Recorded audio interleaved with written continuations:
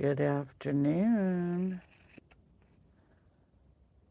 Gonna wait till a couple more minutes.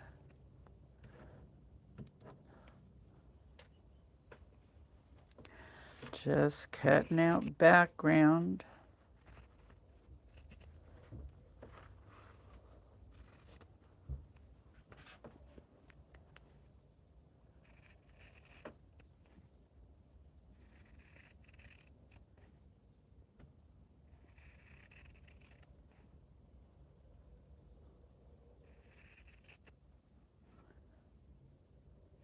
Okay, guys, I'll put this away. Getting all these projects out again the other day got me excited to finish some stuff up. So I've been working on this one. I got two together, and I've got a bunch of them laid out on the wall. So this is going to be an ongoing project for quite some time. Let's move that over there like that. Just get that out of the way. A lot of background pieces to cut. Oh, and notice my little mug rug here from the other day. I got it all stitched and quilted, and I'm using it. Okay, what I wanted to share with you first, I finished my little journal cover, and I love it. And now I'm going to start actually journaling in it. This is for my garden one. Kind of keep track of when I plant things, when I fertilize them, when I trim, everything, so I can keep track. I have a big garden and it's getting bigger. So I thought it would be great to do a journal, and I love this fabric. So, and then I got the cowboy one that I'm gonna do. I got all those cut out, but I don't have the background pieces cut out because I'm debating in my head which way to go. So I'm going to show you. These are our Hexies packages. The 1/2-inch Hexies, and they're pretty small. I do not, when I do the 1/2-inch, I do not do them on the machine because you just get it there and, 5 stitches and it's done. But that's how small the 1-inch Hexies are.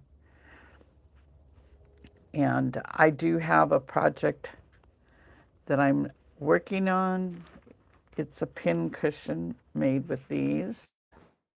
And of course, there's other things you can do with it. Lots of other things. I'll show you every package.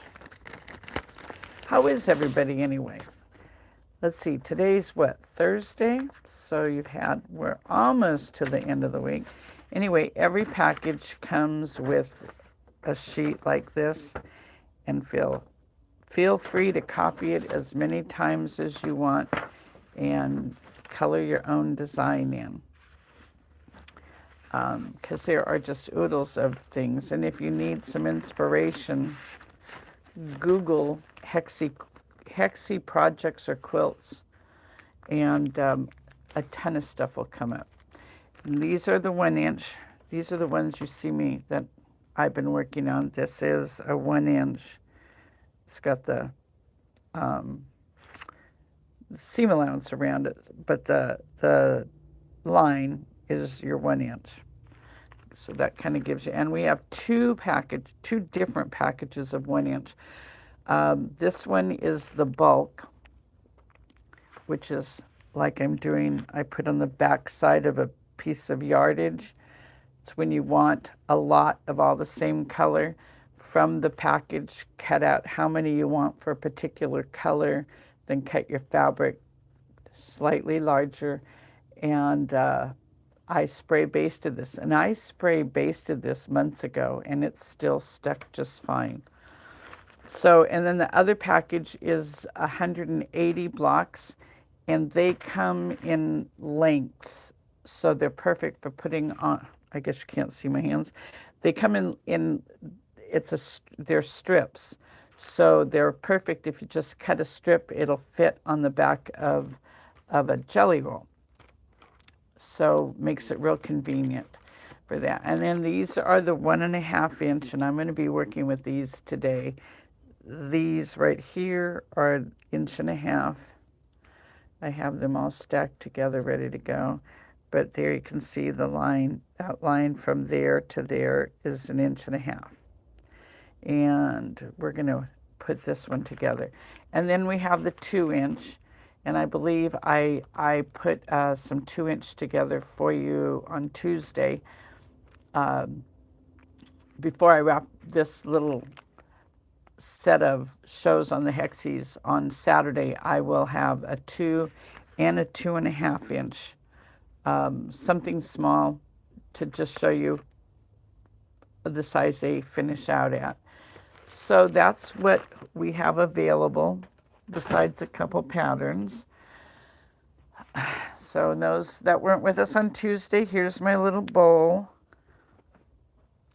A lot of fun to make, and I still am getting ready to do the 2 larger bowls. And there is our little table. That's actually called our mini table topper.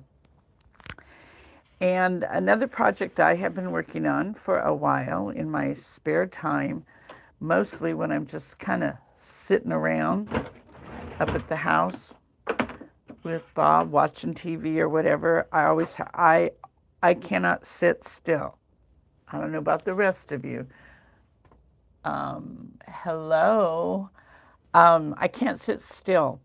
So I always have to have something going with my hands. So this one is what I've been doing, and I think I have 30 of these made so far.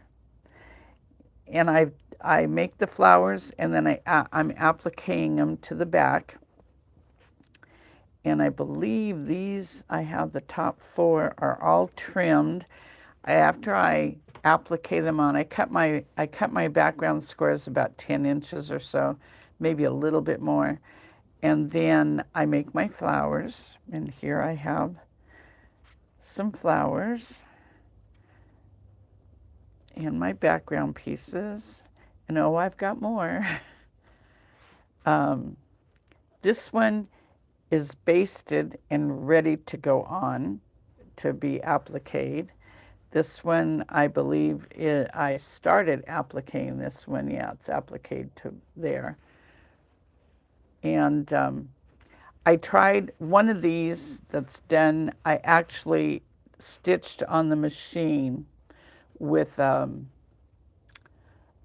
clear thread, and I guess it's a poly whatever, I forget, and a tiny little overlap seam. I know one of these is done that way.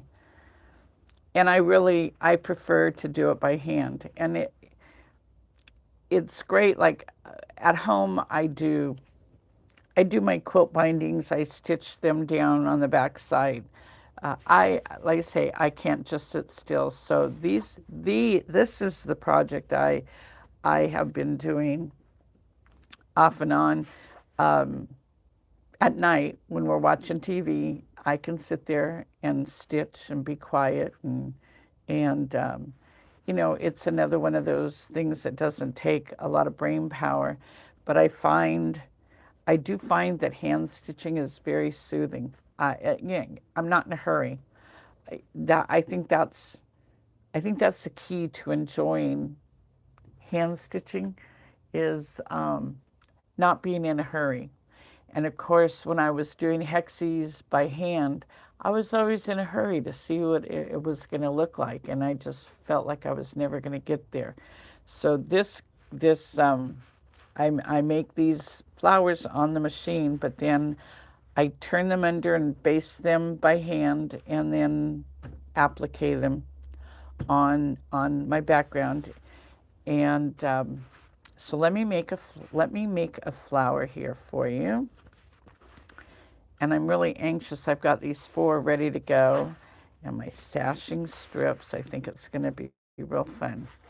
So let's go with these 4, or this, and my colors. There's no rhyme or reason for the way I put the colors together. Some of these flowers are pretty, not ugly, but not what I would do normally. Sorry about swirling all around. Anyway, this is going to be my center.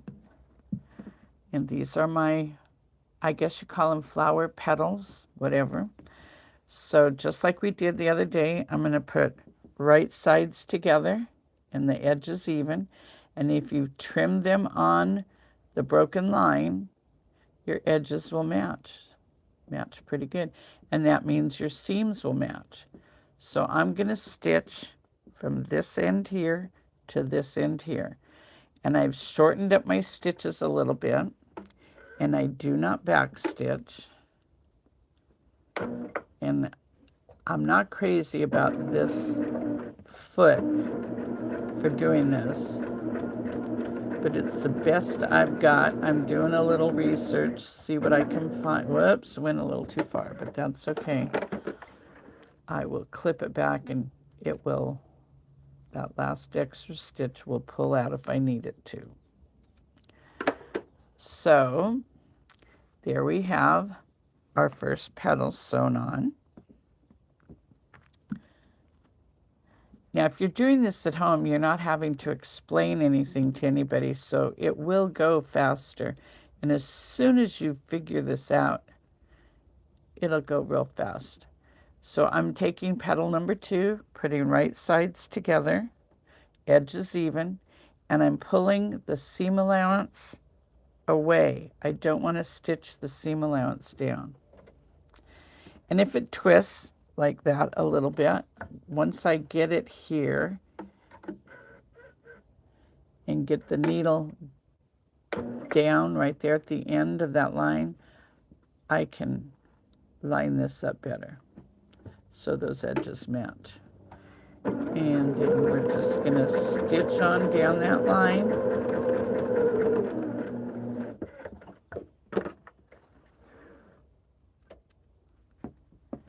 And you know me, gotta trim all those threads.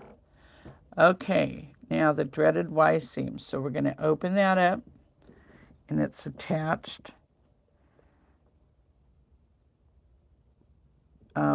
It's attached to the center, but now I have to turn it and match those edges up.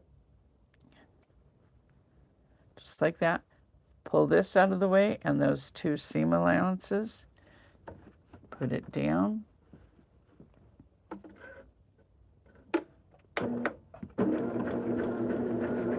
And stitch on the line.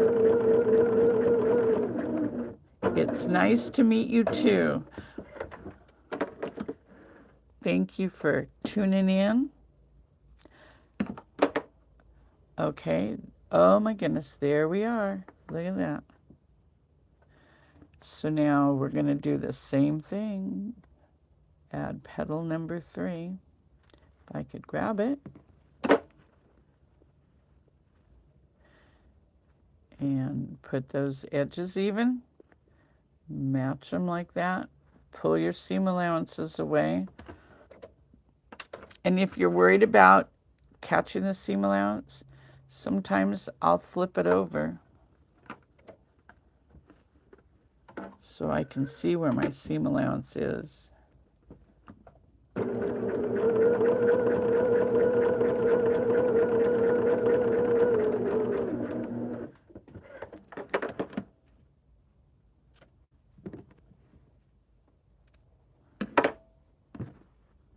Okay, and then we're just going to rotate it. Match those edges. Pull this out. Pull the seam allowance away.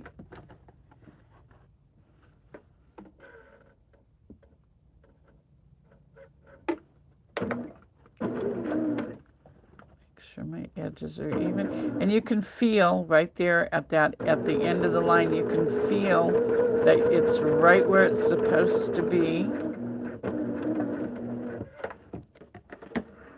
And if you stitch just a tad bit too far, it will make a pucker here, but that's why we don't backstitch, because it's just real easy. If you just open it like that, you can pull the pucker out. You pull that extra stitch out.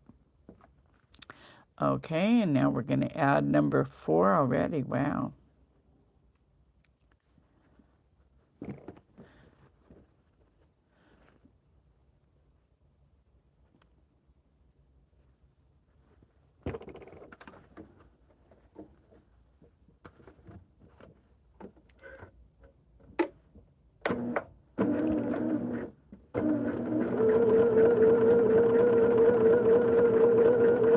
So I got the layout for this. When I started, I had no idea what I was going to do. I just knew I wanted something kind of old-fashioned. So, I mean, that's why I started applicating it. And then, so last night, I was playing around and I came up with a layout. They're going to go, these blocks, they're going to finish at 9 inches. And I'm going to set them on the diagonal. And I'm going to put a little tiny 1/2 inch sashing strip between them. And I think it's going to be kind of a modern twist on an old-fashioned block. See that one? Just want to open that up a little bit. I went a little too far. Put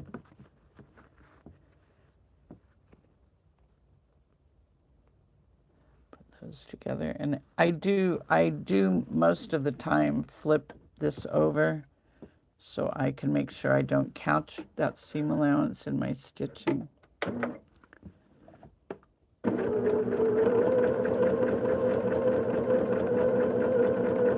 Remember, next week, and I'm real excited about what we're going to do next week. It's all about the stash and organizing it, and lots of projects to make once you get it organized. Projects make it so much easier to make a scrap project if you're just and listen, if you come to my studio, you'll see I'm not, I have way too much stuff. I have a whole house for my studio, and it is packed to the gills. I do have my long arm in here, and I have my big, huge assembly area, but I have way too much fabric. So I'm trying to work through it. And I do have my stash fairly well organized. So let's see, our last one. Yay, that's fast.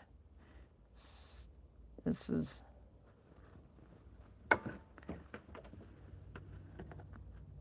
I've been looking at some inspiration stuff for Hexie stuff, Hexie projects, Hexie quilts. And you know, something that never appealed to me before, but is worming its way, is just making these blocks, making the Hexies, but not flowers. Just doing random color placement. And I was thinking, you know, that would be awesome to do, because I find doing it in strips, doing it in rows is a lot easier. I want to get that end. See, I can feel the end of the line right there at that seam line. That means I have it set just perfect. And my seam allowance is going the other way. But I was thinking that this size, or even, this is a 1.5 inch, but I was thinking even a 2-inch hexie, whoops, might have gone too far. A 2-inch hexie even would be awesome to just make a giant quilt. Just all hexies, but no rhyme or reason for the color. Oh, that came out fine. So it'd be an awesome one to do from your stash. So now I might have to rethink how what I do with my fabrics, because I like have 3 or 4 categories when I organize my stash. I mean, I'll go through it in detail next week, but I do fat quarters, if I can get a fat quarter out of it. Fat quarters, anything under fat quarters, I cut into strips and squares that are the most commonly used sizes. If it's bigger than, a fat quarter, but not a half yard, I'll cut it down to a fat quarter, and then the rest, the little bit I cut off, goes into a scrap bin. Anyway, I'll show you. I don't want to get too carried away on that right now. So now I'm going to press this, and I think I showed the other day, you press your seam allowances in a circle. You see, this one goes that way, this one goes that way, and this one goes that way. And that makes that center section right there where the 3 come together. It pops it open, so it's very flat. So now this one is going that way, so this one has to come this way, and the 3rd seam has to go that way, and that just pops that open. That makes these no bulk. So this one's coming towards me, so that one's going to go that way, that one's going to go that way.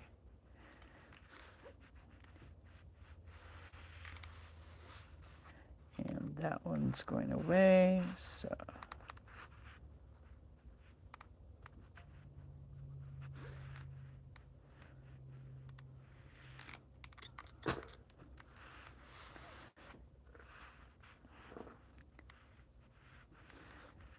Now on the one on the wall back there, all of those, I've pressed all those, and it might have been a mistake because when I join them, if I have one, if they don't match the rotation, sometimes you have to do it where they're joined, you have to flip a little bit.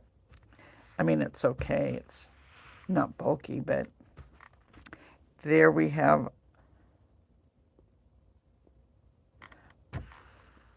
our 1.5 inch Hexies flower. So then let me gather one of these that I've done to show you. From here, I need to turn it over and fold it along the line, and I press it, and then I come down, come down here, and I put my fingernail right where the line continues and fold that down. And down here it's easy because that's where your stitching stopped. So I fold that.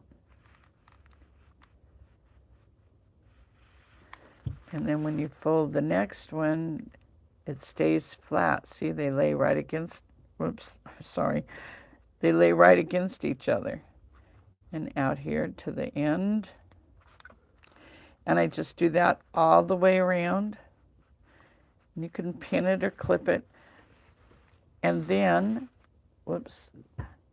I do a real big basting stitch. I don't know if you could, the dark one. See, I basted that down all the way around. So then it's ready to go on the background for applique. And let's see. I do square you know, put it to get it centered, because after I get it appliqued, I'm going to trim the block down to 9.5 inches. But I just make a fold that way, make a fold that way, mark my 2 center lines, and then I take one that's been basted and is ready to go, and I do the center line of the block is that way, and halfway on the edges there.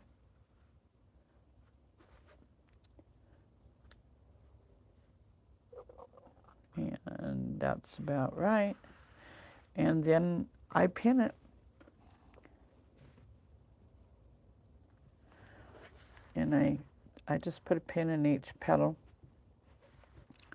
And then I do my blind stitch, just like I do the same stitch you use when you hand stitch your binding. And I can get a couple of these done in the evening. So yeah, it's a slow process, but it's very satisfying.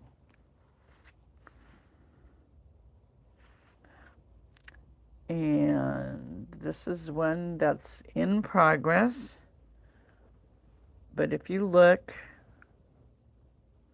I don't know if that's going to be too blurry, but it's stitched down. You can see my stitching on the back side.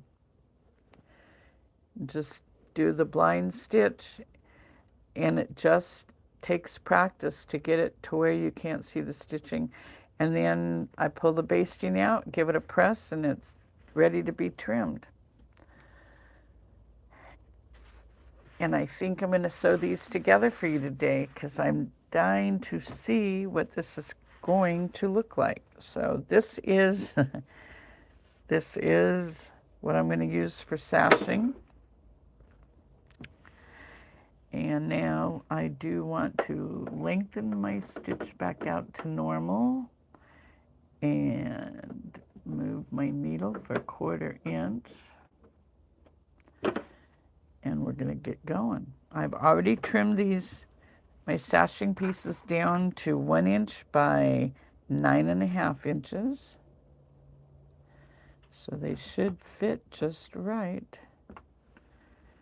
Line up our edges. Perfect.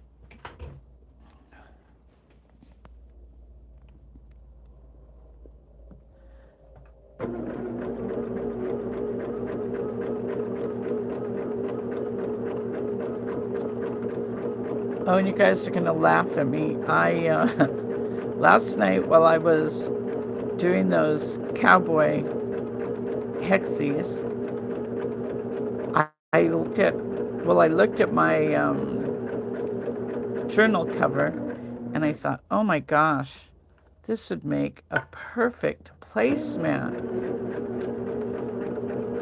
So I decided I'm going to make a set of them and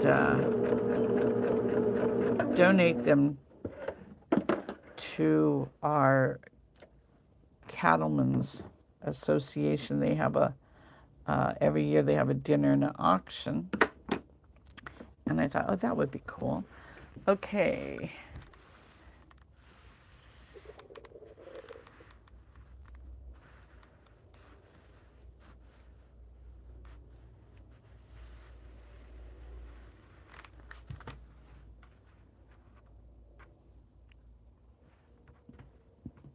I chose this kind of wild stripe because all the fabrics I'm using in these Hexies are they're plain. They're I think they're all the shadow play. And I thought, you know, it needs just a little something to make it pop. And this stripe has all the colors I'm using for the flowers, for the Hexies. So that, well, it'll kind of tie it all together.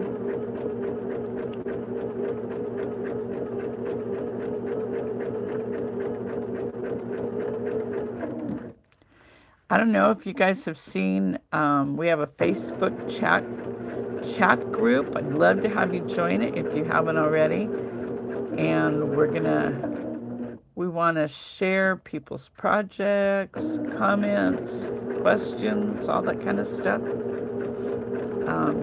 A great place for us to all get together and hang out.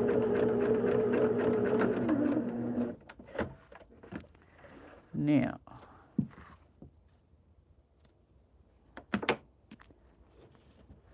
oh, yay. Oh, that's going to have the exact effect I want. It should just come right together. Now my problem is I don't know what I want to use for a cornerstone. When I put the next two together, I will need to figure out what I'm going to do for a cornerstone. I think I'm just going to do from the stash, I'm just going to cut random colors for that little tiny 1/2 inch by 1/2 inch square up there. I think that will work. I really like that. I think that's going to just give it a little pop, kind of make it a little bit more modern. Yeah. So let's see, I've got 2 more here to do. This quilt, oh, and this is going to go on the diagonal, so it's going to go like that. And I think, what did I say I needed? 72, and I've got 30 some made already. So maybe I can get this one done soon.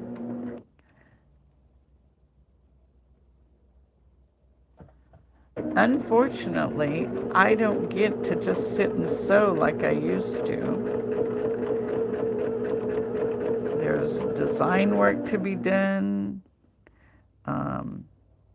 Always computer work, and which is my least favorite thing. But thank goodness for Donald and Laura. Laura's my savior.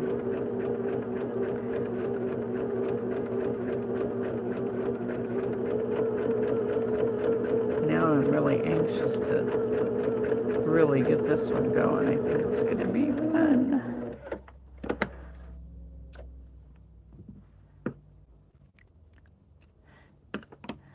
And I'm not really paying attention to where these colors are going. At some point, I'm going to have to, so I don't get all the pinks in one portion of the quilt and all the yellows and oranges. And I'd like to have them spread out a little bit. Do it this way.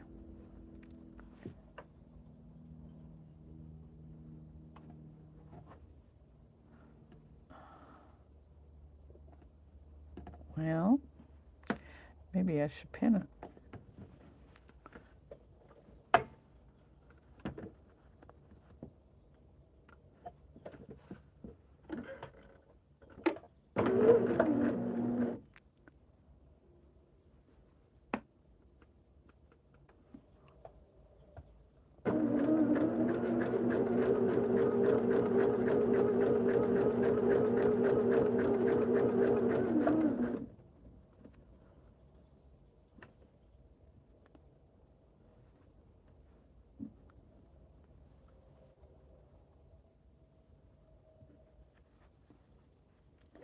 I love Laura too.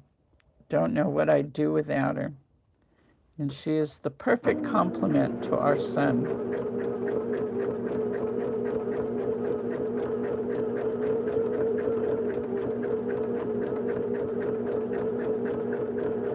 I am so lucky.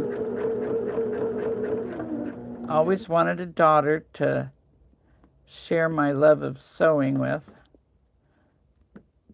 And look what I got. I lucked out.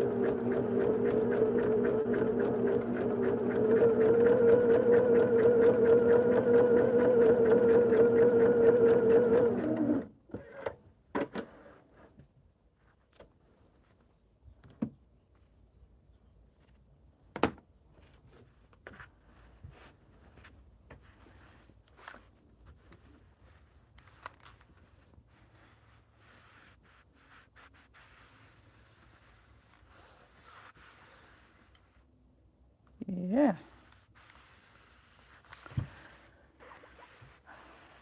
Okay, I got 2 more cuts, so I got to decide. I think I'll turn it that way. I got to decide what color I'm going to put in the middle.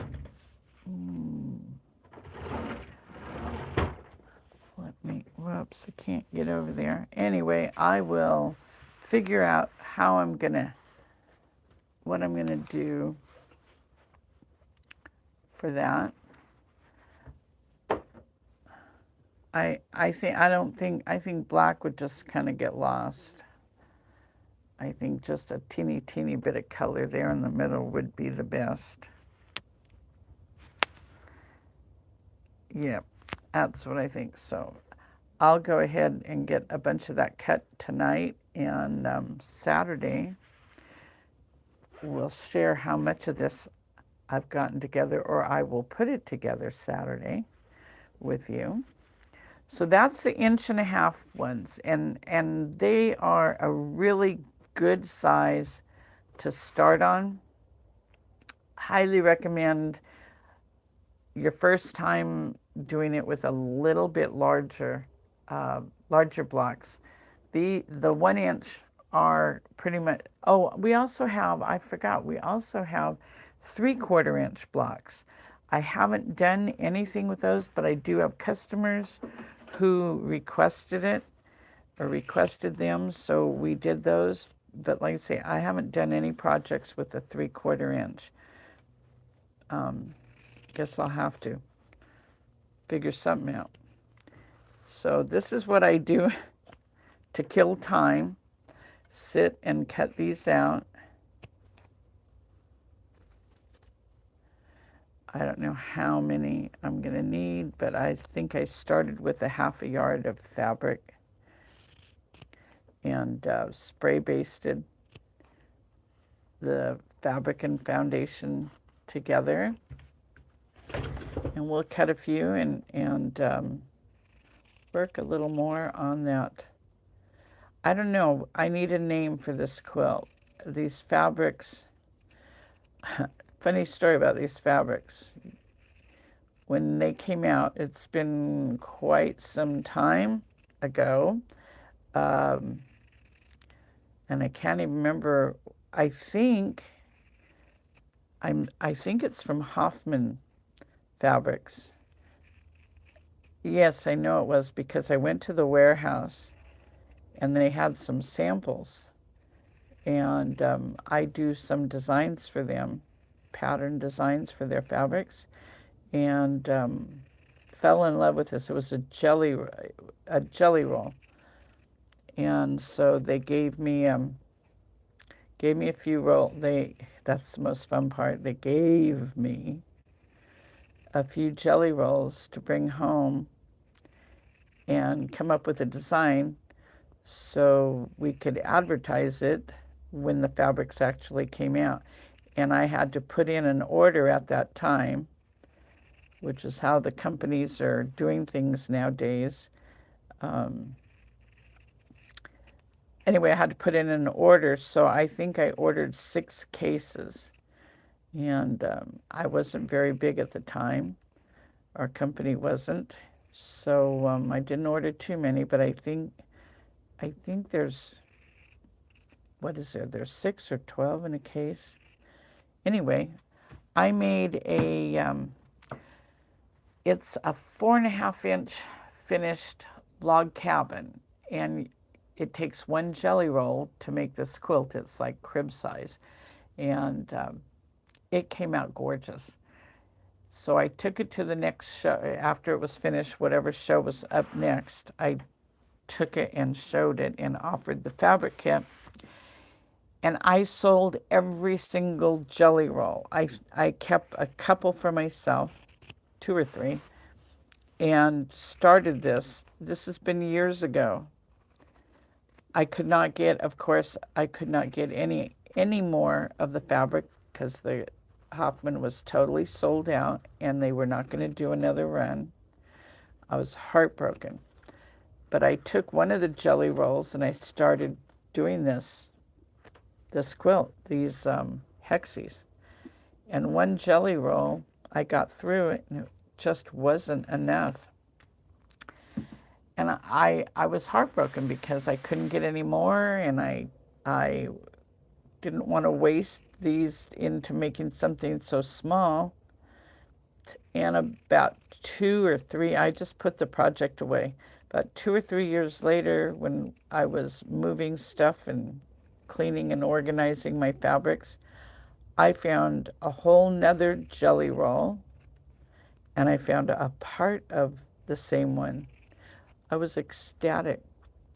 So this is probably, I would say this is made from 2.5 jelly rolls.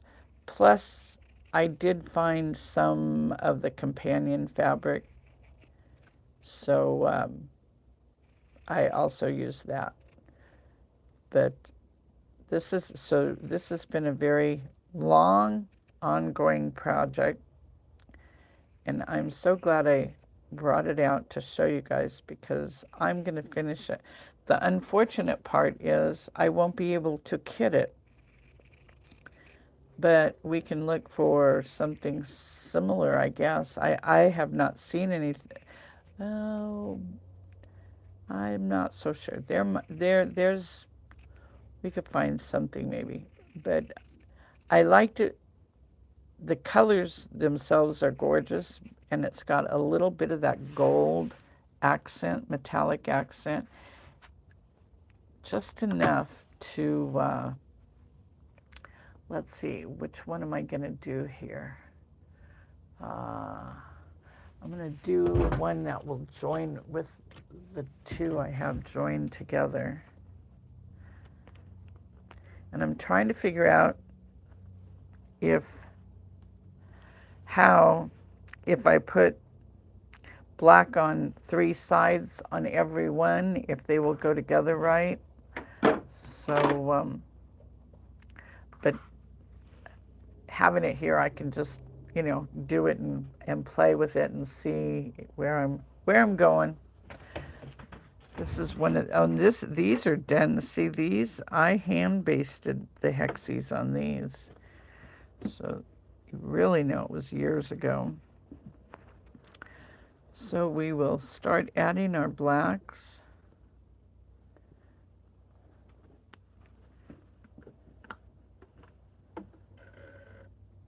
Now you'll notice the 1 inch is like you barely get started and you're to the end of the, whoops, I forgot I moved my needle over.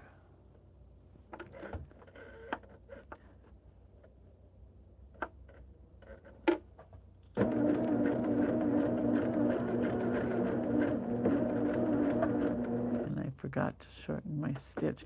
That's why I usually have my vintage machine set up for doing Hexies.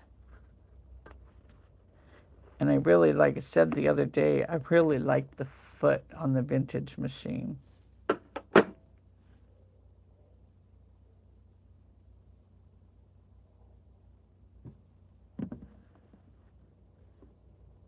Oh, thank you.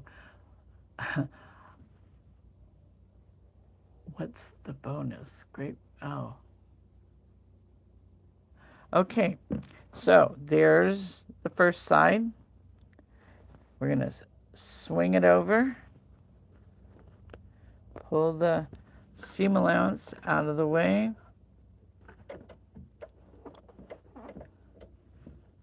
Whoops.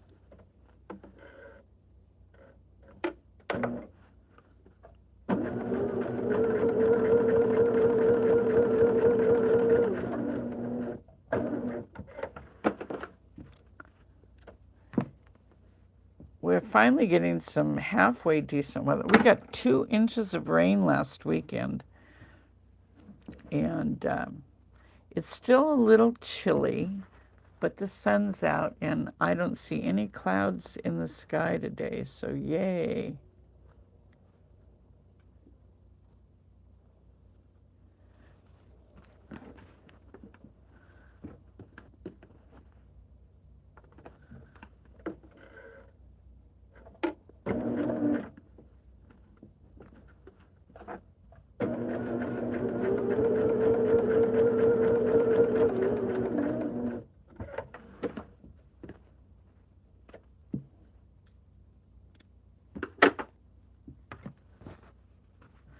Turn it over, roll that around, pull the seam allowance out of the way.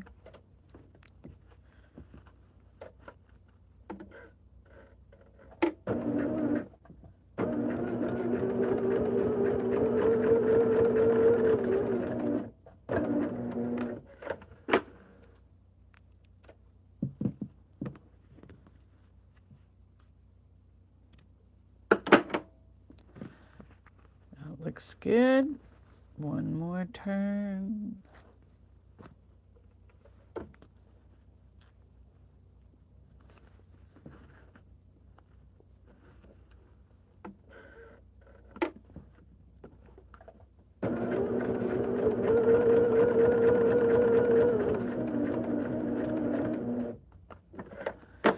And we can revisit any of this stuff that we, like last week's project. If you liked it and you ordered it and you want to do it and you got questions, by all means, ask. We're not stuck to just, like right now, if you wanted to ask me about something else, doesn't have to be about the Hexies. I'd be happy to answer any of your questions.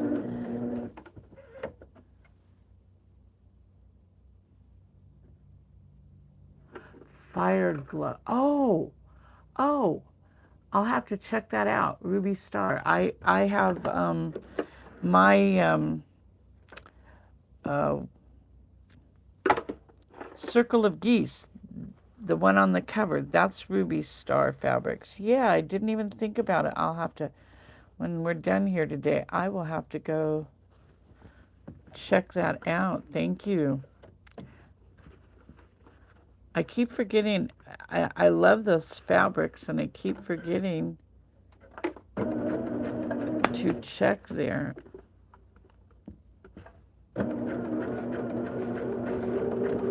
Because those, yeah, they have the metallic, because the ones in the Circle of Geese have just a little hint of the metallic, and that, I don't like it. This black is almost too much for me. But I like the flowy lines. Okay. We'll do around the other side, and then I'll join it to another one. I think that's pretty much, it's just going to be kind of do it as you go. I was thinking, oh, a whole row around the whole thing on all of them. But then you go to join them, and some places you have, or I guess most places, or maybe all, you have two rows of the black, and I don't want that. I think that would be too much.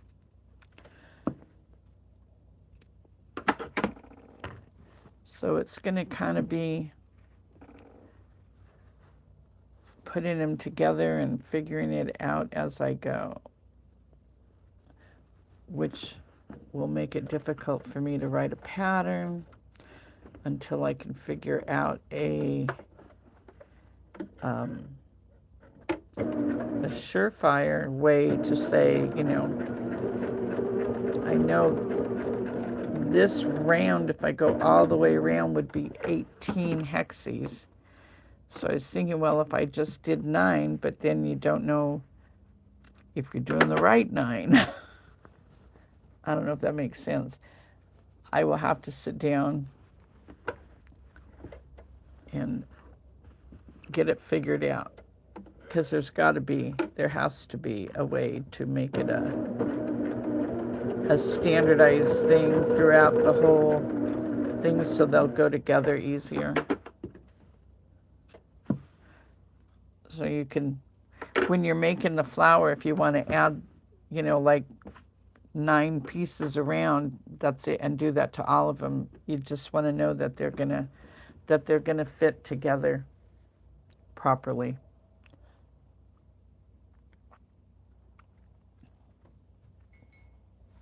I didn't even notice my mug has the same purple and green as my little mug map. This was, what did we say these were the other day? Are they the 1.5 or 2 inch? They're the 2 inch. So there, that gives you an idea. There's the 1.5 inch. Of course, this one's unfinished versus a 2 inch finished. Just a little. This one would make an excellent mug map, whatever. My husband says, here's one that's turned under. Why did you make such a big mug mat? And I said, so I could put my snacks on it too. I said, it'd be nice if I had a couple cookies. Yeah, see, that's a nice size mug mat. So there you go. These are 1.5 inch. These are 2. Just depends what you want. And I'll make sure I have 3 inch printed up, because I think I said that the other day. I think it's a 3 inch that make a nice placemat, kind of a cute little flowery placemat. And you can fill in the background, or you could make a smaller one and applique on, or I'm doing 1 inch Hexies to a placemat, and it takes, I wrote it down here, it takes, in my case, I'm using a mini charm pack and that'll make one placemat. So it takes 2 extra to make a rectangle. So it takes 44 1 inch Hexies to make the center. And then I do a row all the way around, sides, top and bottom of, in my case for the cowboy one, I'm doing a tooled leather fabric. I'm going to do all the way around with that. And then actually I think I'm going to do the bandana fabric for the background around the top, and then I'm going to bind it with the tooled leather, and the back side will have the companion boot print. And I've got the navy blue bandana for around the edge of the front. So I was just laying them out right before I came on today. I was laying them out to see, to get a good mix, so I don't get the same fabric next to itself. That's my only rule. And I guess I had this one ready to go and got sidetracked. Anyway, I'm going to make that. And you don't need to use a charm pack. You can use scraps of fabric to make placemats. It'd be a great first project. A really good first project. Now you got me thinking, just one thing leads to another. Crazy.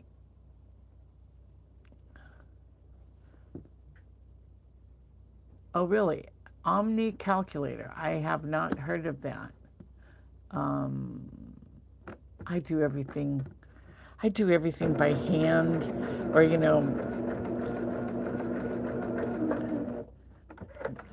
I do the math. And math was not my favorite subject in school, but it's funny because I did like geometry, and I find I use a lot of geometry when I'm designing. I have to know the angles and you know, how many make a circle and how to divide it out, how to divide a circle out.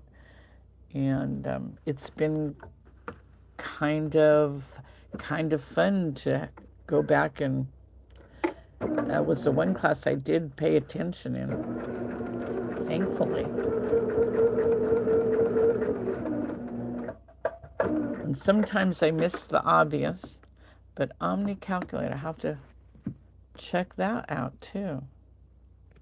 Oh, you know, that would be good because I have tried this one I was talking about, a block of the month, big project. I was trying to figure out what size it's going to finish at. I have, I think the first 5 months worth done. And I think yeah, I did spread it out to be a full 12-month project just because there's so many Hexies in it. And I was trying to figure out the finished size exactly. So I will have to look that up.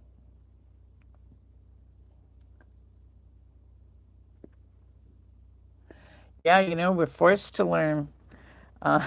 It's funny because sometimes I'll have people ask me, how big is a quarter of a yard? Of course, when you become a quilter, you know that stuff. I mean, it just, that does, let's see, I think I'm going to do 3 sides. 1, 2, 3 sides. And then we'll join it. It's a little confusing sometimes when you're joining the Hexies, when you're joining pods, not in straight lines.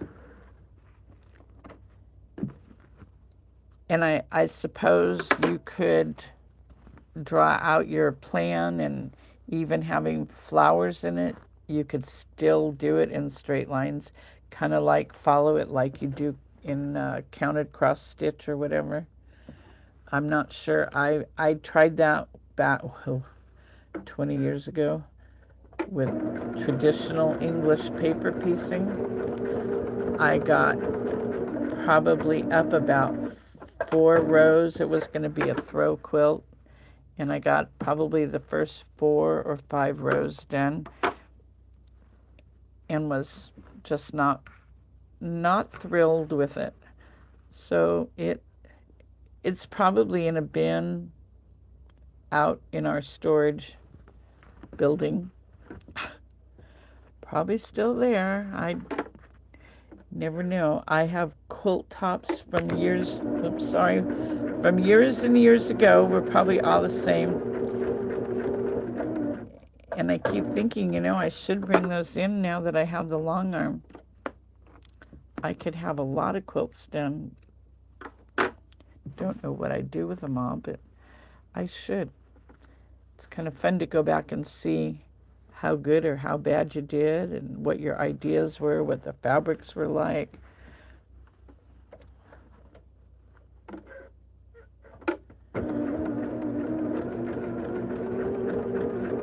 I am working on some designs right now. The kids are more into modern quilts. So Laura has convinced me that I need to design some more modern style.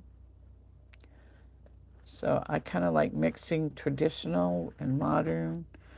You know, making some traditional patterns, but making them to look modern.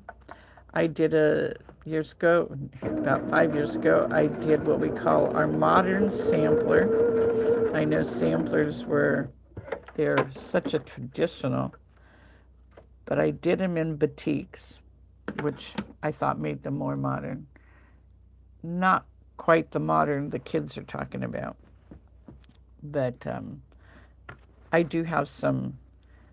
I have one, I think Laura showed it maybe last month when we were there. Well, that was cute. That's why sometimes you might want to put a pin in it, especially if you're going to flip it over. She might have shown us when I did it, Escher inspired. And I just haven't finished writing the pattern. I've got the quilt all done, quilted, and I think the bindings on it, I think it is totally done.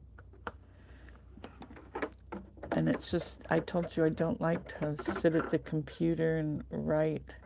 I'd rather be sewing.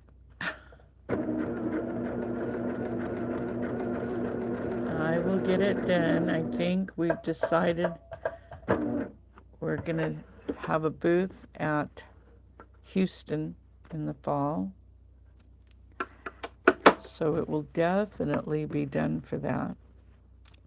And kitted.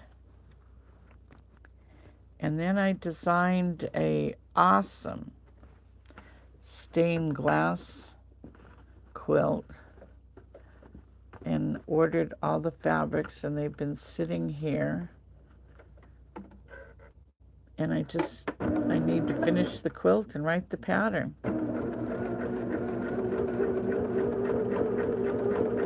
Sometimes I just need to be pushed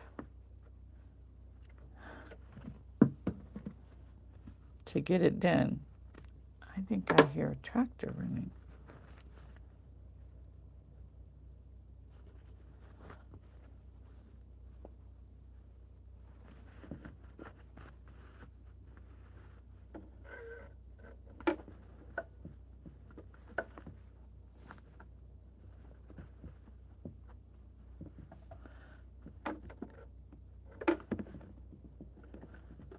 There we go.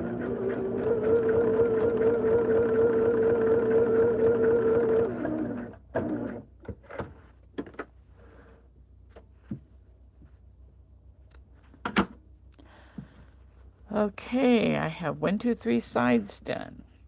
Let me grab one to join.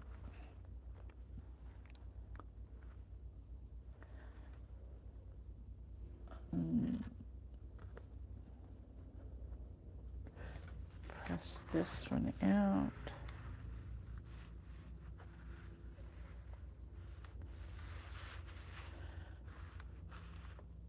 This one looks like maybe it was sewn onto another one.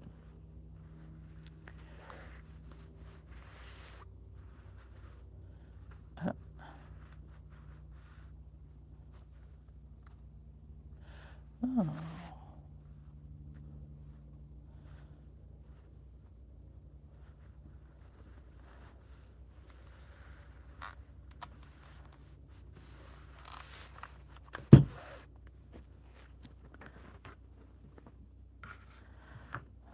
Okay, I can join it like that.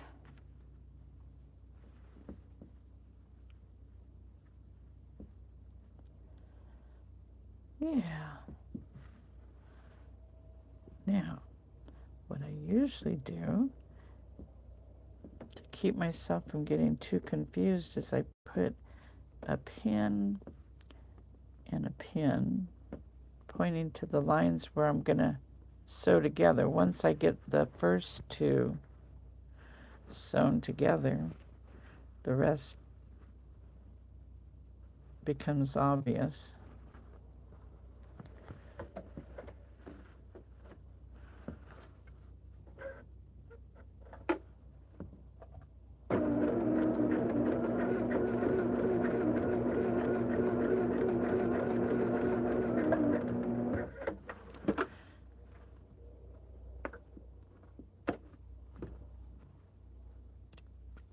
I do hear a tractor going outside. That's exciting. That means I'm going to have some yard work to do. Okay, so we have that one sewn together. That means those two.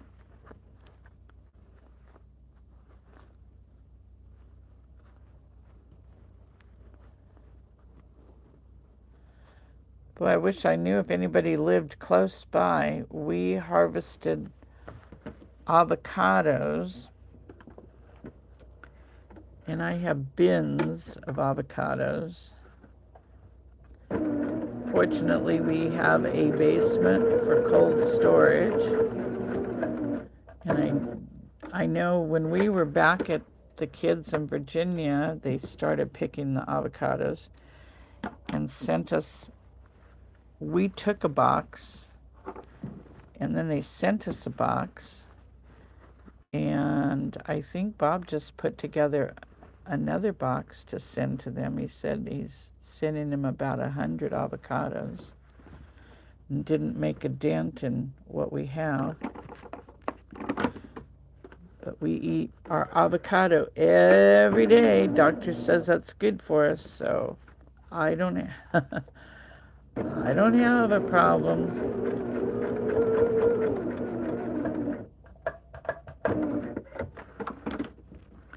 I'm so excited. I'm getting this one put together after all this time.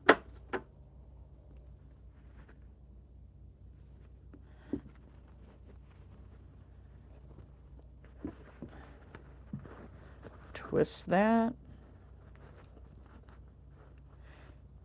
It's really not scary doing the Y-seam. When you've got your lines printed, that's got to make sure that I like the corner to match. Oops. It glares like that.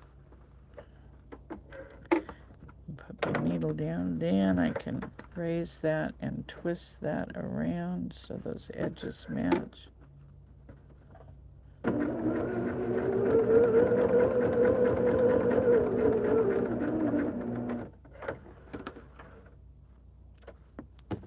And the only reason on these that I shorten the stitch is because we don't back stitch. So it makes it just a little more secure. Just turn that and pull that out and see and match those corners there and match this line. And I can feel the end of that line is right at where the stitching goes across. Perfect right there.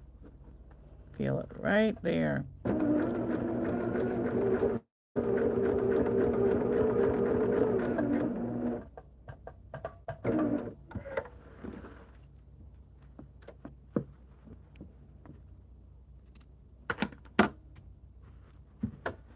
And we have one more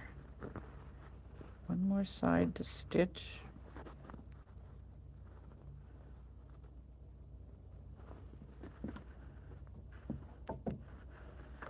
And I think with this one, putting it together, I am just, like I say, I am just going to keep adding whichever, if it needs a background piece or if it's time to add another hexie or another flower.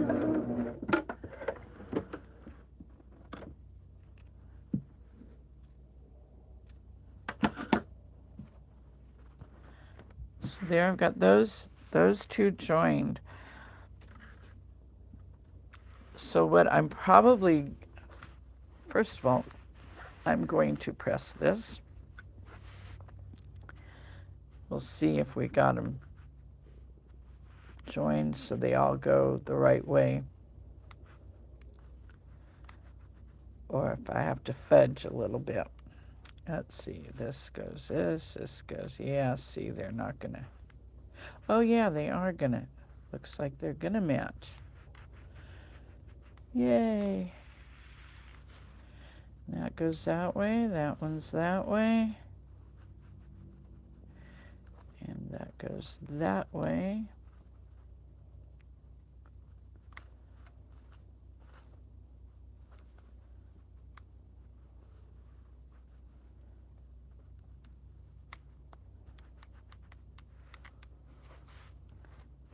See how nice and flat they lay?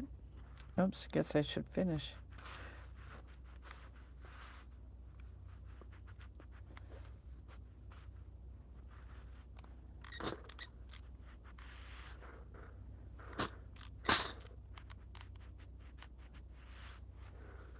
Threads everywhere. You heard the joke, you know how to tell a quilter? By the thread she wears. Ha ha ha ha. It just cracks me up because that is so true. Every time we go out, I gotta check my clothes because there will be threads somewhere.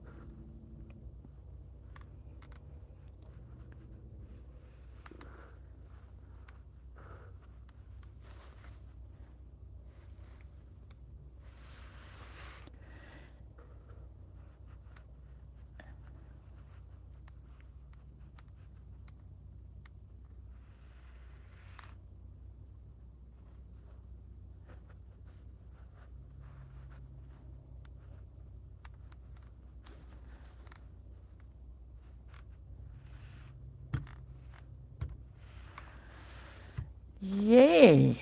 Yeah, yeah, yeah, yeah, yeah. I'm liking this. Oh, it's so gorgeous. Okay, so now if I'm going to add another one, let's take this green. If I add it, oh, this one's been sewn to something too. I think I must have started sewing them together or something.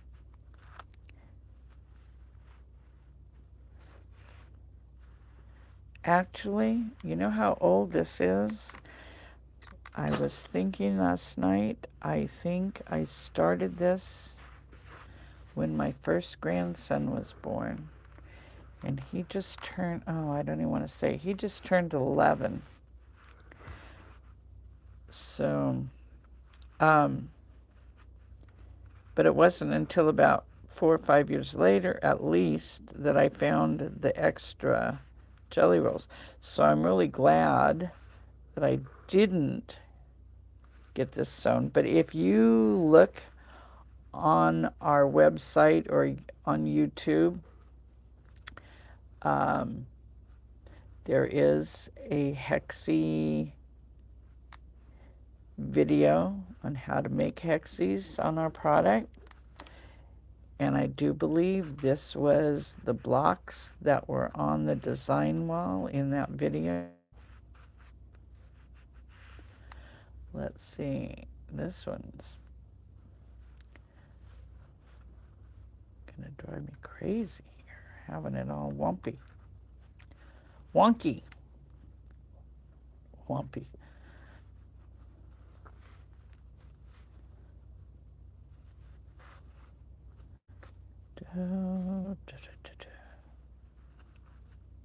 Getting there. So a bunch of these were sewn together previously. Okay. I think that looks good. So now, if I want to join it, we'll say if we're going to join it here, it will go here. So on this one or this one, I'm going to have to add 2 more blacks. So let's just add them to the orange. So I want to add one here. And I want to add one here.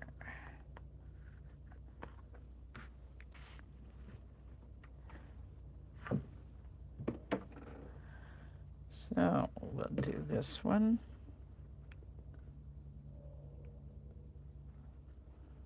Turn it around. And I can feel that point right at the seam, and my seam allowance is going that way.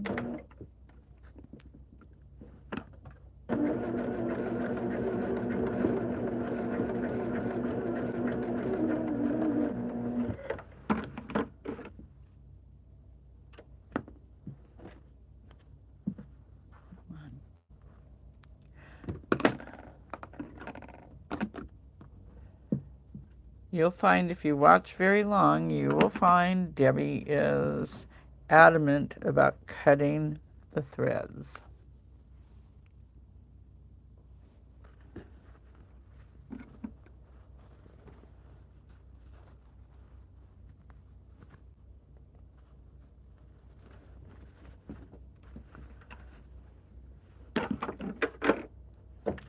So I think Saturday we're going to make a placemat. And I might work on this a little more, but I think we will do the placemat. And I may just, I'm not sure yet. I'm not sure if I'll do the cowboy one or if we will do one from the stash or a set. Has anybody made a jelly roll rug? I just got the little things you snap it into, and I had collected jelly rolls with wine fabric. I think I have like 9 that are all the same. Kind of went a little crazy. And so I thought I might make some placemats and a matching long skinny runner. I just finding the time. It's hard to find time to make anything for myself. Bob gives me such a bad time about I don't mend clothes. I don't even sew buttons on. I know how. Shoot, I design clothes. That's it's just not fun, so I don't want to do it. When Donald was in the Air Force, when he first went in, one of our visits, he needed Mom to sew, I think I needed to sew a couple buttons on and patches or new stripes or whatever. So I did it, but then I went down and I bought him a sewing machine and I showed him how he could sew buttons on the sewing machine. Taught him the basics. I don't know that he still knows how to do it, but I thought, you know, he's not going to live by his mother very often, and as it turned out, never. But I wanted him to be able to take care of himself. I did make sure when he was a kid he knew how to cook. And if you know anything about Donald and Laura, you know they both are fabulous cooks. That's their thing.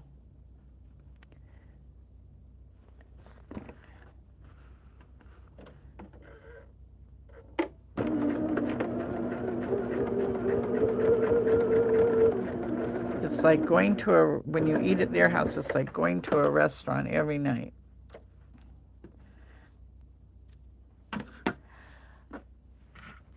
Okay, so now let me press this.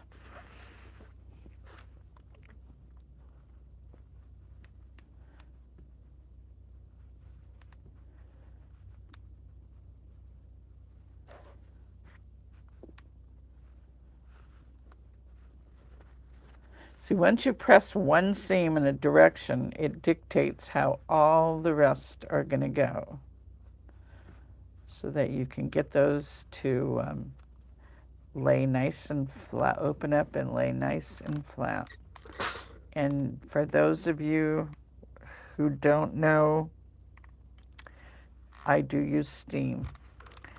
And I know that's a no-no in some quilters' lives, but it was cute. Somebody said, somebody asked something the other day on one of the forums I belong to about, I don't even remember what it was about. And somebody responded to her that, there are no quilt police. That's true. This is a hobby that, yeah, it's nice to know certain ways to do things to get you going, but if you sew for very long, you find what works for you. And when I teach, when I do classes, I show them how I have found it easiest to do, but that doesn't mean they have to do it that way. You find what works for you and are comfortable with it, because you should be enjoying the whole process. If it is something that you fight, or heaven knows, my mother she sewed a little bit till I was proficient at it. Then she let me do it all. But she would fight it. Oh, the cuss words sometimes. And I thought, well, that isn't any fun, So I always say, don't stress. If something's getting to you, getting on your nerves, or you're having problems and having to repeat removing stitches, I say put that project down for a little while. It's funny how if you put it away or just out, that you're not working on it, just set it aside for a little while. It's funny how your subconscious works, and it will come to you how to do it to not be so stressful. When I'm working on a project, that's exactly what I do. If I'm working on a project and I can't get something right on it, I will set it aside, and Lord knows I have plenty of other projects to fill my time, and it will. I'll wake up in the middle of the night and think, oh, why didn't I think of that? That's so simple. And I go back to it, and boom, it goes together great. I don't fight it. I end up enjoying it. A project that I, probably went through my mind several times to throw it away. So if it makes you stress, don't do it. Or like I say, or put it away and tackle it down the road when you're not angry with it for frustrating you. Don't you wish there's some people you could do that? No, that's terrible, Deb.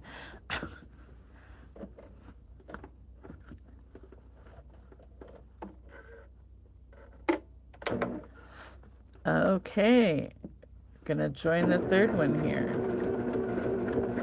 Actually, this isn't going too bad time-wise. I'm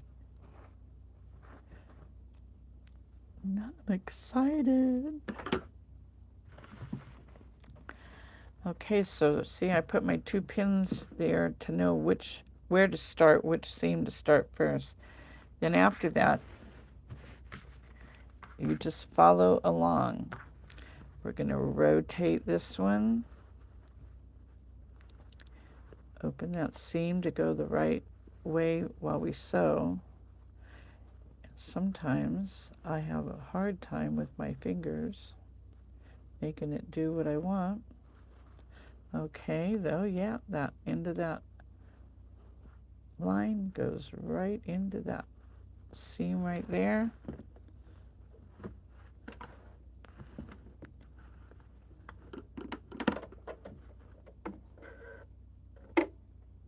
Okay, now I'll lift this up and rotate this around so those edges match, just like that. And I can feel that seam right there at the end of the line. Now I've got it right in place.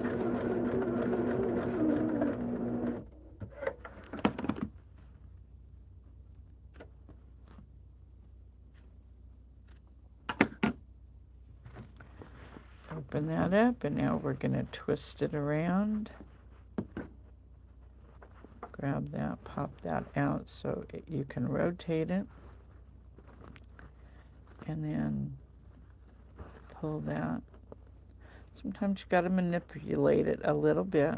There, it lays flat. Just like that. Perfect. And I can feel that seam right there.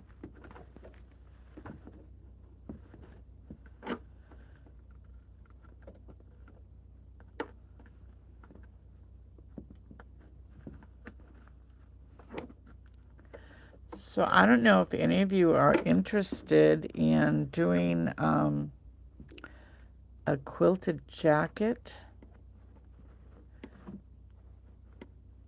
I use my foundations for those. I have a couple of designs. Might be kind of fun to work on that.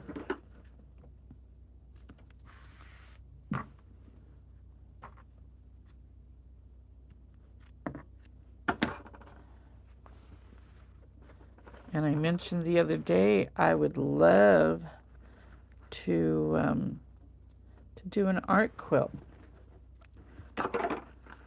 Do some thread painting. I have not done that on this machine.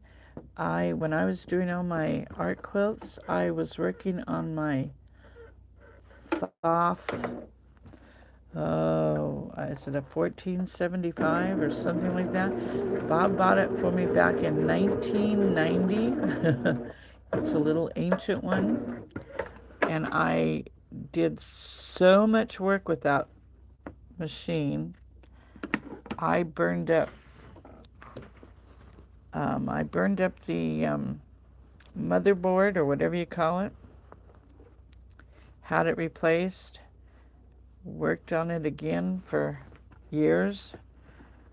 And burned up another one.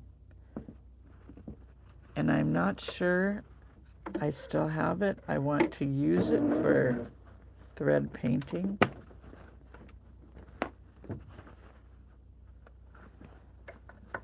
But I'll have to get it out and see.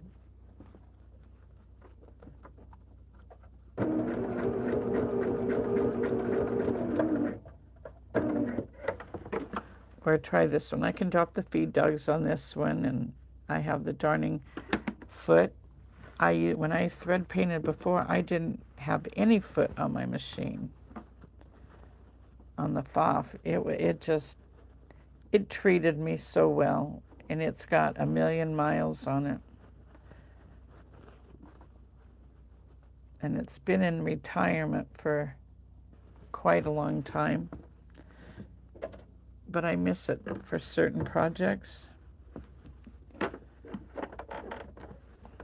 But anyway, I'm working on a couple of art quilt designs that I will print on the foundations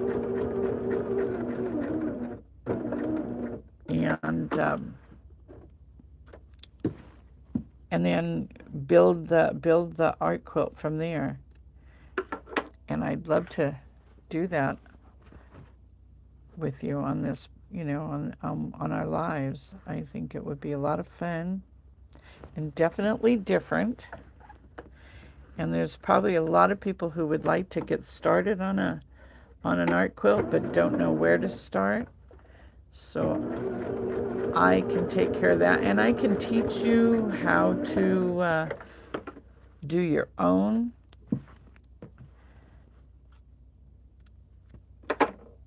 It's just sometimes we need a little nudge to get us started, or to get us enthused, or just a little start and go from there. Everybody, I think art quilts, everybody that I know that does art quilts has been maybe taken a couple of classes, but then it's just like I say, you find what works for you, how to get to to what you want, and there are no quilt police. There's nobody says what's right or wrong. It's what you want, how you want it to come out, and it's a very creative.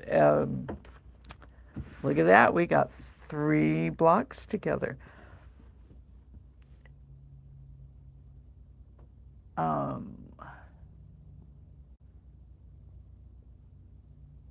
Oh yeah, my quilt jackets are made from scratch. I could never cut up a quilt. Just no way. I have some old quilts, and I was watching a video of somebody, taking an old quilt and cutting it up, and it's just like, oh, don't cut it, don't cut it. It just couldn't do that. So yes, mine are started from scratch. We do a lot of different blocks on our foundations and put them together. It's the guides printed on the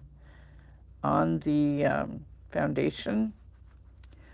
So I will I'll make myself a note here to bring out some that I've done.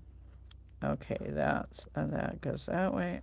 Oops, I got one more side to sew.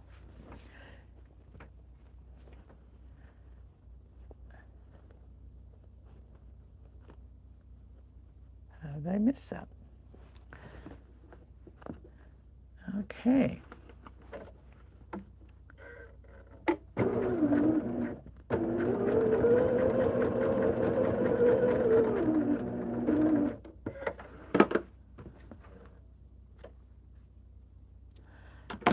I'll make myself a note to show you some of my previous ones, and I'll get out and print up the new ones that I have designed but just haven't produced. Okay, now I've got 3 joined. What do you think? This is exciting because, just joining a couple of them together, you got a good big hunk of a quilt top. Yay! Yay, yay, yay, yay. I love it. So now, let's see. I know before I join any more, I need to add black ones here, here, here, here, here. Probably there and there. So 1, 2, 3, 4, 5, 6, 7. So I'm going to have to cut 7 more out.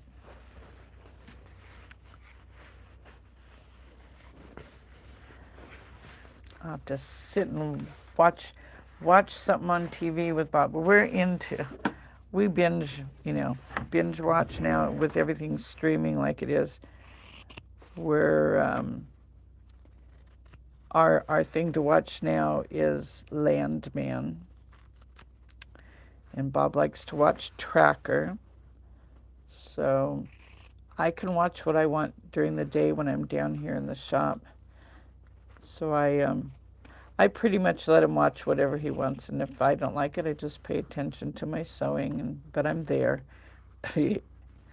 I'll tell you the one I'm so far behind times, but I hadn't really had time to just sit and watch TV at night for a long time. We got into Suits, and God, this is terrible to say. I just love Harvey. Bob would say, well, what do you want to watch tonight? And I'd say, I want Harvey. And I don't know why, but we watched all of it, and it's like years ago we watched The Ranch, and when it was over, it was like part of my family's gone. You get so attached to these darn shows, and You know, it's like when they're done, it's like you've lost a good friend or something. They become such and you don't even realize it's happening.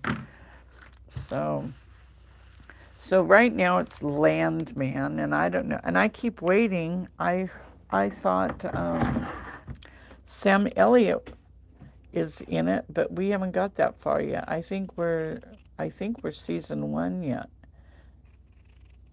So I'm anxiously awaiting Sam Elliott to make his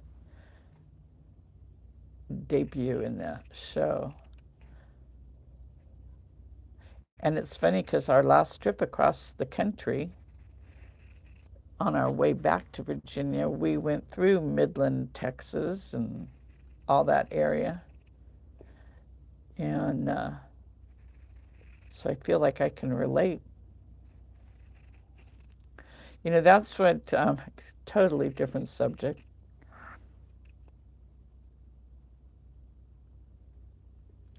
Um,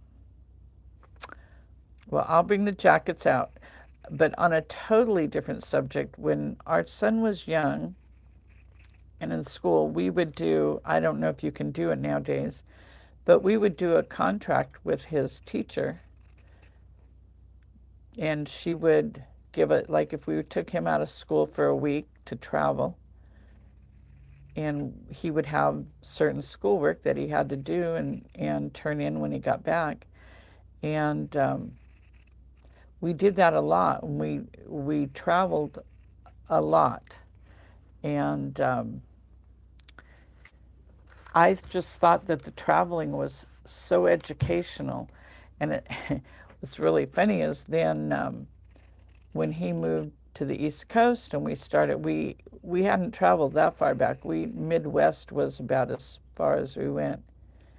But when Donald moved to the East Coast and we went back for extended periods of time because our work, we could travel and work anywhere.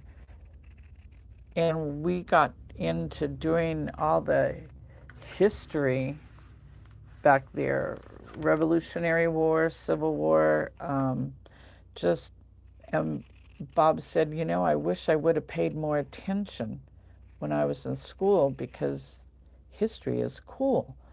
And so we just always felt that taking Donald out of school and traveling, we always made sure he learned something new on the travels.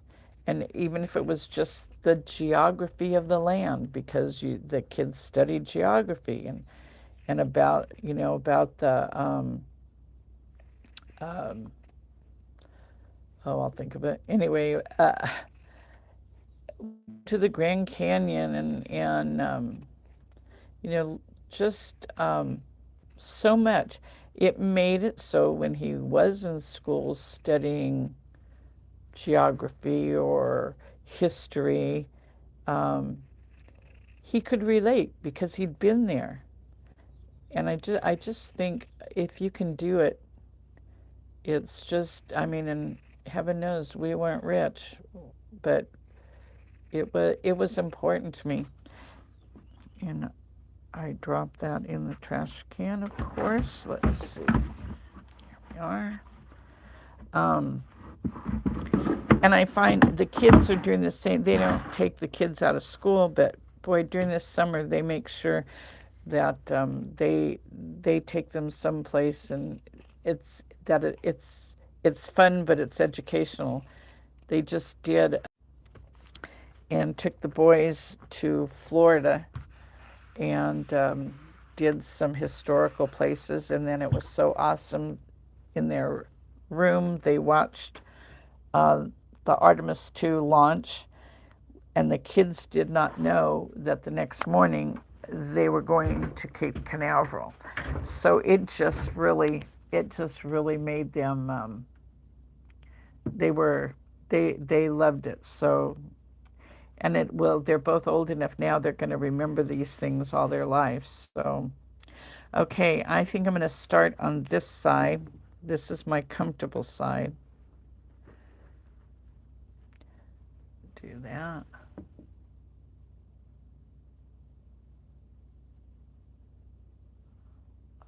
back on 2 sides each.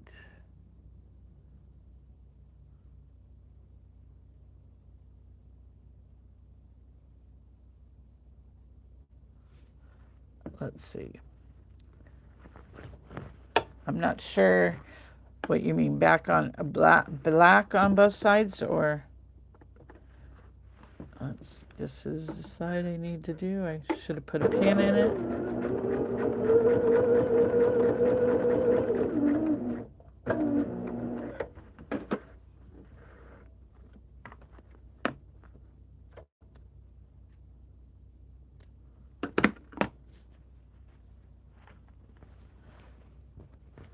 Okay, there's that one. Oh, you know what? That doesn't look too good to me. That's a little too far off the line, even for me.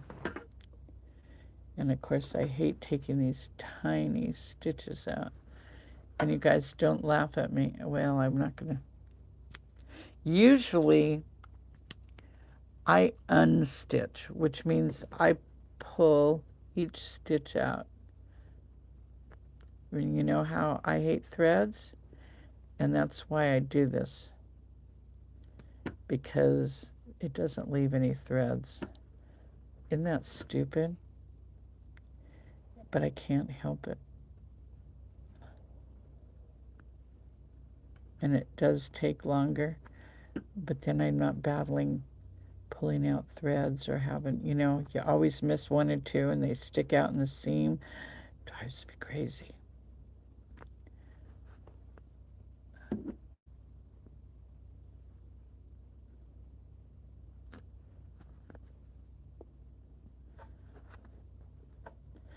So we'll do the placemat. I got my sweatshirt pouch back on, and I'm trying to decide if I like it or not. And I kind of do, but it needs more of those colors on the sweatshirt. Otherwise, it's too much color. And of course, the whole reason I did it was because I didn't like the color of the sweatshirt to begin with. See, now I don't have any threads there, but now I got to match this up. There we go.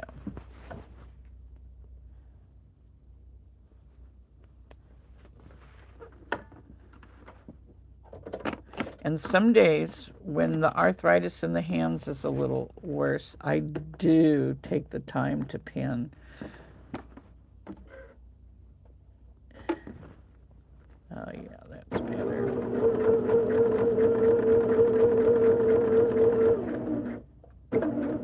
Oops. Can never just get one stitch, always two.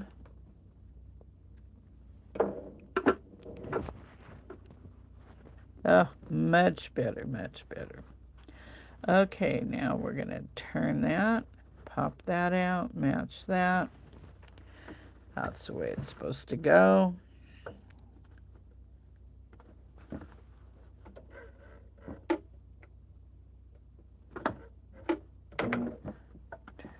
Match that.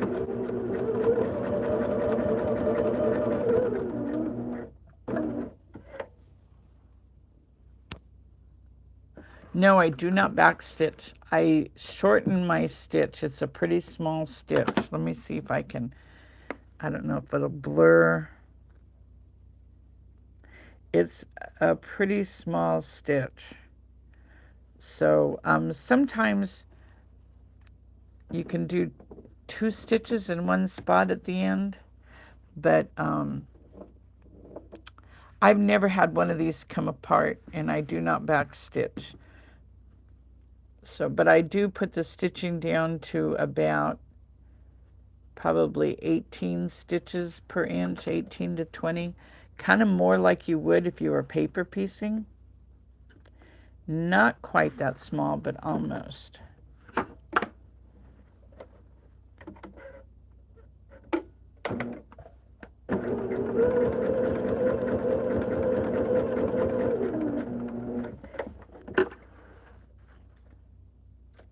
And the reason you don't backstitch is if you go just a little too deep, or if you go past the end of the line, when you turn it and you sew the next line, you may go over a stitch or two, and it will make it pucker on the front. And it makes, if you don't backstitch, you can pick out the last stitch or two that makes it pucker, and you're fine.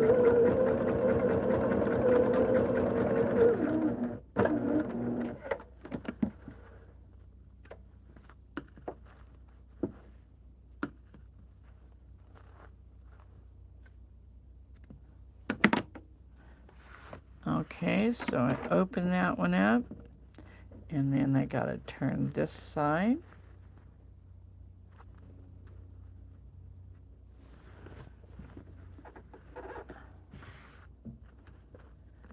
Make sure those corners there match beautifully. Pull that over. And if you stitch them by hand, which one of these projects I'm working on, some are stitched by hand, just do a running stitch.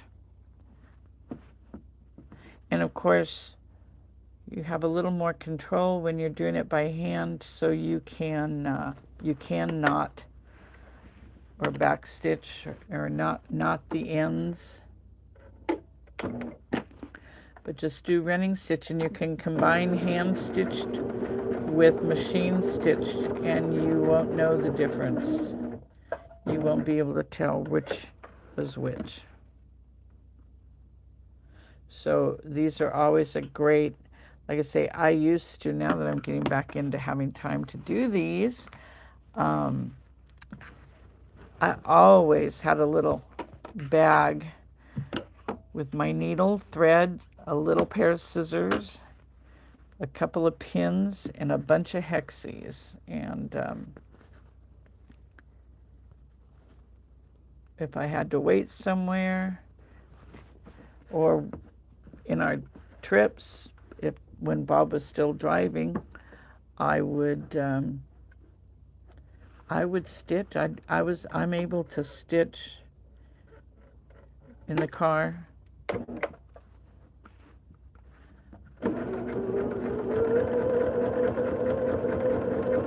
Or if we were, especially when we were traveling in the RV, I get a lot of stitching done.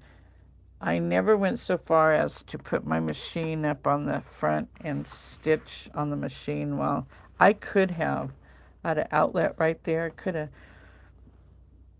but I thought that was too much, and I didn't know how it would work. I see other people doing it, but I just wasn't. Yeah, I could do it by hand.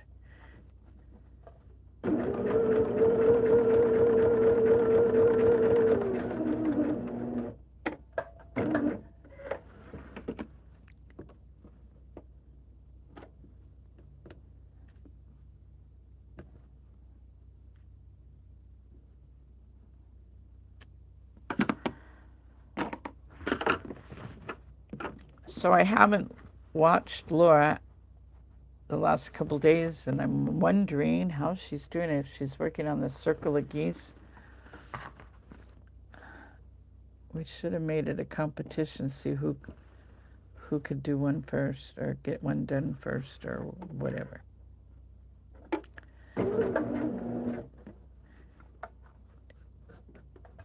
Except I'm making mine into a bigger quilt.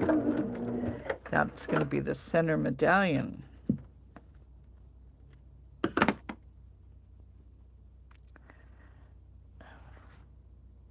Threads just do not want to leave me.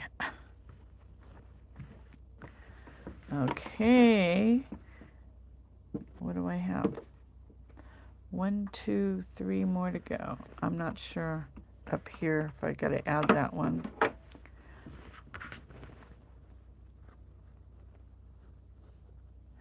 tell you, the threads just love me. I'm gonna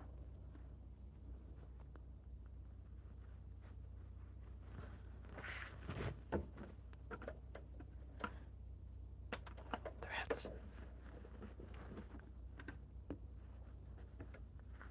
Put that seam allowance, see, and I can feel that end of that line right there. You get real used to it real fast. You get the feel for it.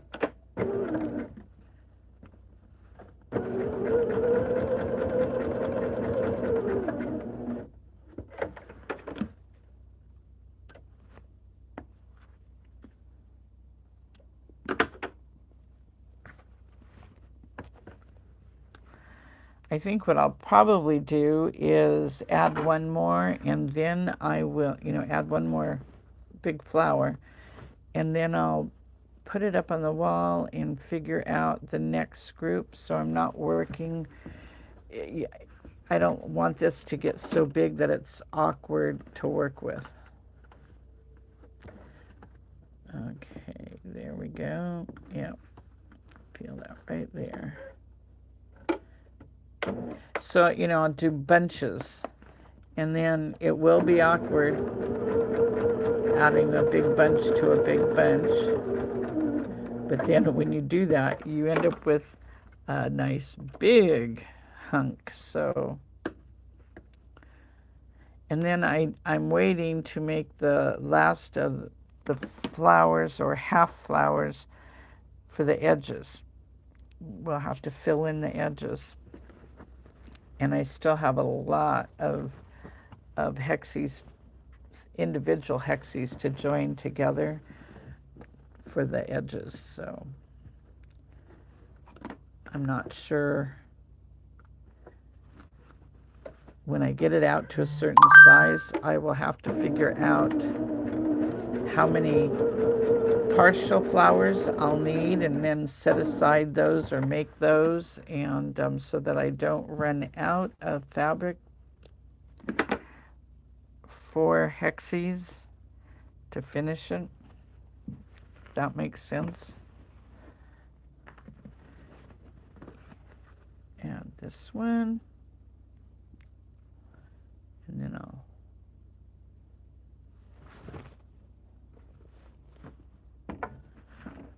and I guess I should count and see how many of these I have, because I have a lot more than what's on the board.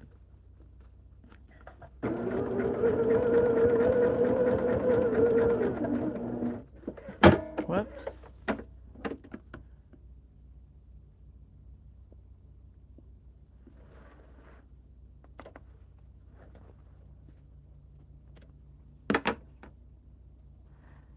Go over threads. Okay, pivot that one, and then push that up, and oh, perfect.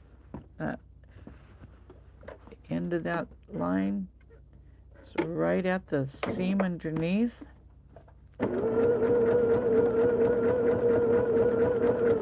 You can see this does go pretty fast, and if I would have had, I'm going to have to sit tonight and trim the rest of the black ones so I can make a bunch, get a lot more put together without having to stop and trim.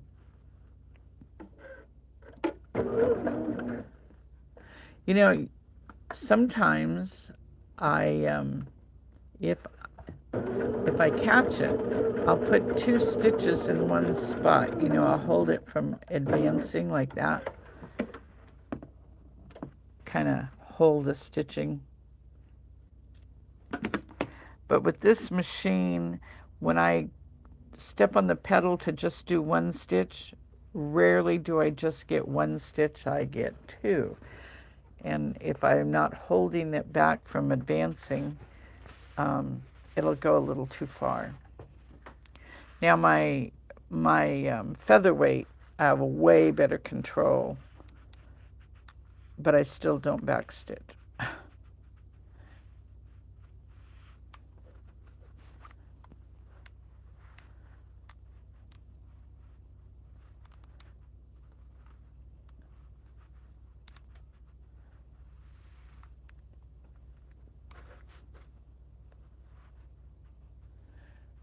Maybe I could join the one that I've got two sewn together.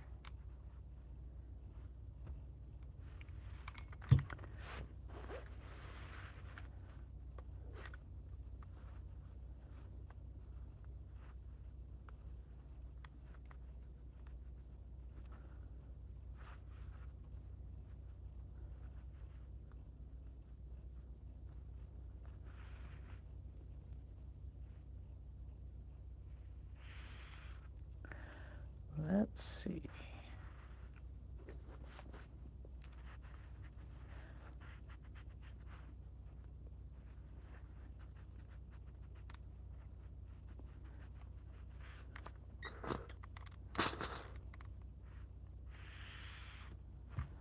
One more.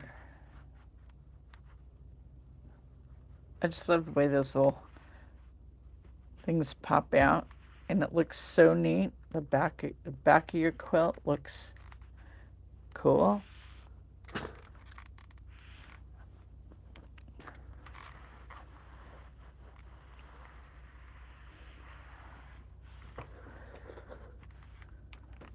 Let's see if we can.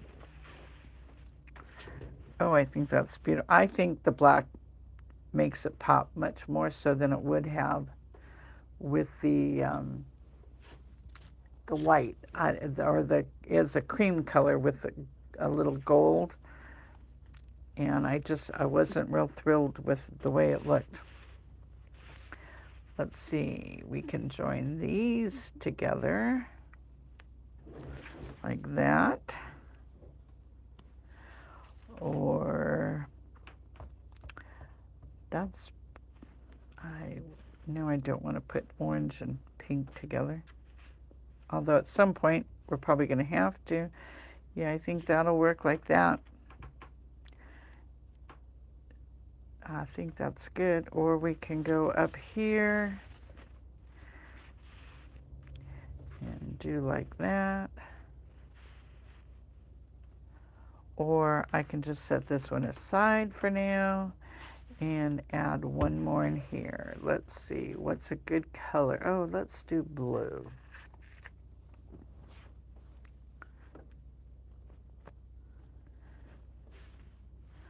Can put that one in there like that. Like that. Get back so you can see it. Oh, I'm loving this. Yes, yes, yes. Awesome. Well, guys, I think that's about it for today.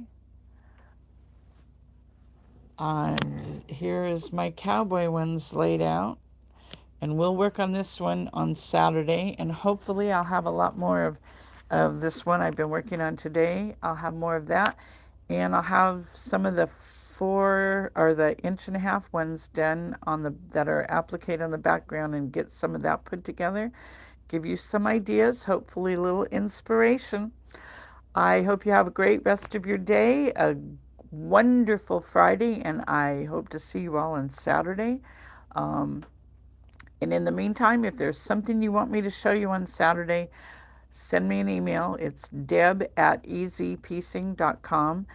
And be sure to catch Laura tomorrow morning at, what time she goes? 10 to 12 on the East Coast. So hope to see you Saturday. Have a great day. Bye-bye.